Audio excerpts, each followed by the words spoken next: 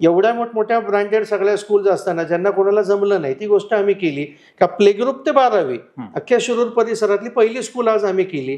CBSE affiliated एकही school 12वी पर्यंत शिरूर परिसरात नाहीये. कारण एक गोष्ट लक्षात आली की 10वी पर्यंत पालक प्रचंड पैसे खर्च करतात, सीबीएसई मध्ये शिकवतात का सीबीएसईचं शिक्षण पद्धती थोडी विस्तृत आहे, वाईड आहे. आणि पुढे ज्या परीक्षा पद्धती आहेत म्हणजे ज्याला आपण एमपीएससी यूपीएससी म्हणतो किंवा स्पर्धा परीक्षा आहेत त्या सगळ्यांचा बेस सीबीएसईच आहे. आणि ह्या जर बेस द्यायचा आहे मग 11वीला मुलांना स्टेटला जाऊन काय फायदा.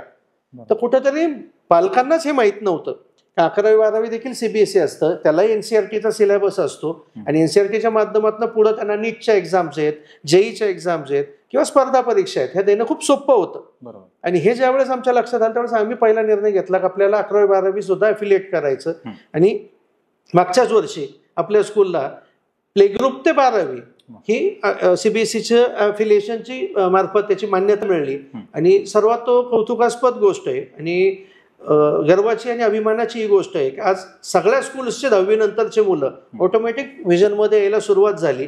आणि व्हिजन ते द्यायला त्यांना सक्षम आहे कारण आमच्याकडे फिजिक्स केमिस्ट्री बायो या लॅब्स त्याच्याबरोबर बाकीचाही स्टाफ जो 11वी 12वीसाठी अत्यावश्यक असतो तो आम्ही त्यांना उपलब्ध करून दिलेला आहे. आणि खूप चांगला रिस्पॉन्स तिथं आम्हाला मिळत आहे. पुण्यामध्ये Shri Chaitanya E techno school म्हणून जे सर्वांना परिचित आहे, खूप मोठं ब्रँड येतो, त्यांच्याबरोबर टायअप करत आहोत. आणि 11वी 12वी जेई आणि नीट त्याचबरोबर फाउंडेशन आणि सीईटीचे सर्व क्लासेस आपण इथं सुरू करत आहोत.